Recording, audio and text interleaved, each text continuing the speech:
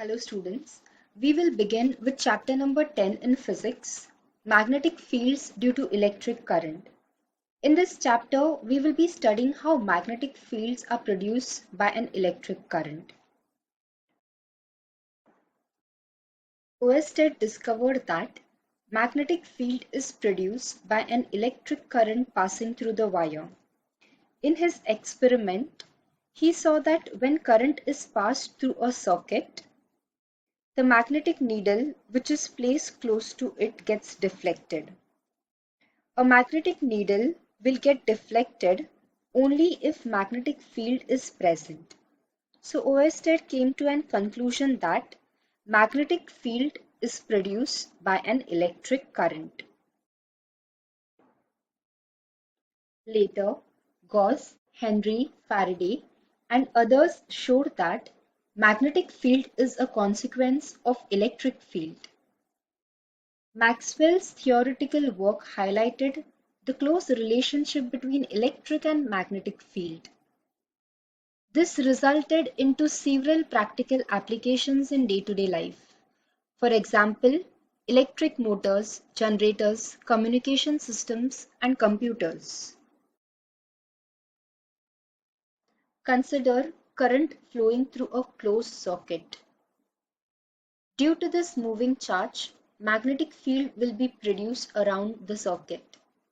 When a magnetic needle is placed close to the socket, it will get deflected and it will point in the direction of magnetic field produced by the socket at that specific position. We have placed a cardboard around this wire. Now a magnetic needle is placed at various points on the cardboard around the wire. This magnetic needle will point in different directions at different points, showing the direction of magnetic field at that specific point. If we mark all the directions of the needle on the cardboard at various points, the loops of markings are formed. They give us an idea of the magnetic field produced around the wire. The direction of magnetic field that is produced around this wire is given by right-hand thumb rule. Imagine current carrying wire is grabbed in your right hand with thumb pointing in the direction of current flowing through the wire. Then the curled fingers will give the direction of magnetic field that is produced in the wire. When a current carrying wire is placed in an external magnetic field, it experiences magnetic force. Consider two wires which are placed parallel to each other and they are carrying current in the same direction, that is an upward direction over here. Since they both are carrying current, they will produce magnetic field around them. Now consider wire W1, that is the first wire. The direction of the magnetic field produced by the wire W1 is given by right-hand thumb rule. According to this rule, curl the fingers of right hand around the first wire such that the thumb is stretched in the direction of the current flowing through the wire. Then the curled fingers will give the direction of the magnetic field that is produced around the first wire. So this is the direction of the magnetic field produced around the first wire. Now wire 2, that is the second wire, is placed in the magnetic field that is produced by the first wire. It will experience magnetic force. The direction of this force is given by Fleming's left-hand rule. According to Fleming's left-hand rule, stretch the index finger of the left hand in the direction of magnetic field. Over here it is in this direction.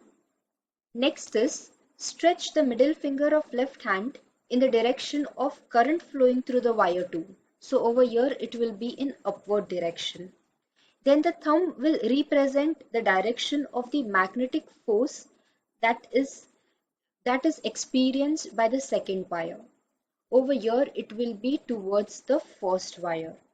So wire 2 will experience a magnetic force towards wire 1. Same thing applies for wire 1.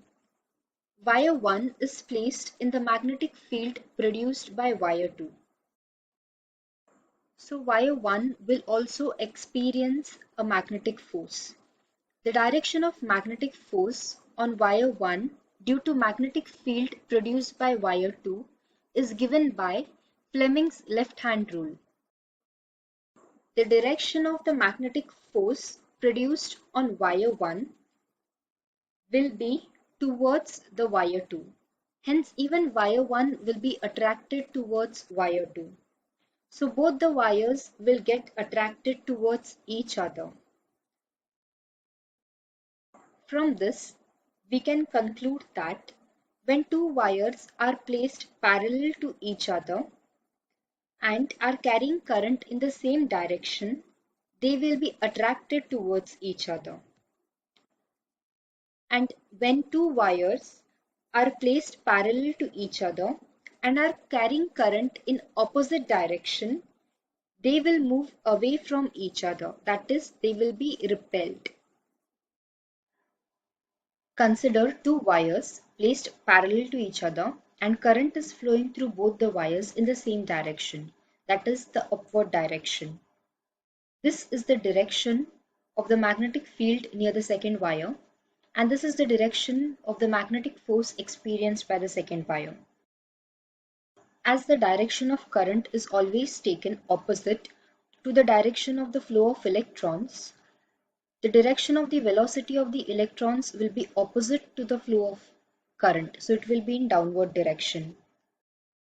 Here we can see that the direction of the velocity of the flow of electrons, that is V bar, the direction of the magnetic field, that is B bar, and the direction of the force F bar, all are perpendicular to each other.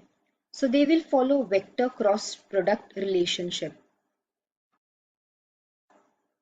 The magnetic force, denoted by Fm, on an electron with a charge -e moving with a velocity v bar in a magnetic field B bar is given as Fm bar is equal to -e v bar cross B bar. In general, for charge Q passing through this wire, the magnetic force is given as Fm bar is equal to, instead of -e, we will write it as Q in general. -e was the charge on an electron. Q is the total charge that is passing through this wire. So Fm bar is equal to Q bracket V bar cross B bar. If both electric field E bar and magnetic field B bar are present around this wire, then the wire will experience force F bar due to both electric and magnetic field. Total force F bar will be vector sum of the force experienced by the wire due to electric field, denoted by Fe bar, and the force experienced by the wire due to magnetic field, denoted by Fm bar. So F bar will be equal to Fe bar plus Fm bar. We know that the force due to electric field, denoted by Fe bar, is equal to the product of the magnitude of the charge that is flowing through this wire and the electric field E bar that is present around this wire. Also studied the formula for magnetic force or force due to magnetic field, denoted by Fm bar, which is equal to Q bracket V bar cross B bar. Let us substitute these two formulas in the expression for total force, that is F bar. So F bar will be equal to, instead of Fe, let us substitute it as Q E bar. So we will get it as Q E bar plus, instead of Fm, let us substitute it as Q bracket V bar cross B bar. From this term, we can take Q as common. So we will get F bar, that is the total force due to electric and magnetic field, is equal to Q bracket E bar plus V bar cross B bar. This total force on the wire, which is vector sum of force due to electric field and magnetic field, is called as Lorentz force. Let us understand the consequences of Lorentz force law. The first consequence is that if the velocity v bar of a charged particle is parallel to the magnetic field b bar, so the angle between the direction of v bar and b bar is 0. Let us see how much will be the magnetic force acting on this charged particle. The formula for magnetic force is given as Fm bar is equal to Q V bar cross B bar. Let us use the definition of cross product over here. So instead of V bar cross B bar, we will get it as Vb sin theta. And hence Fm bar will be equal to Q Vb sin theta, where theta is angle between V bar and B bar. We know that over here the angle between V bar and B bar is 0.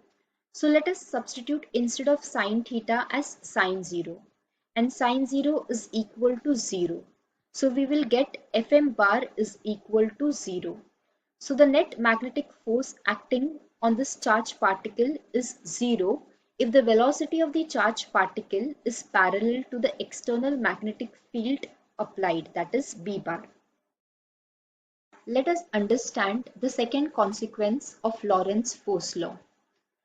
If the charged particle is stationary, that is the velocity of the charge is 0, so V bar is equal to 0. Then the magnetic force that is acting on this charge is given as Fm bar is equal to Q V bar cross B bar. Over here let us substitute V bar as 0. We will get Fm bar is equal to 0. So if there are charged particles in an external magnetic field and they are stationary, they will not experience any magnetic force.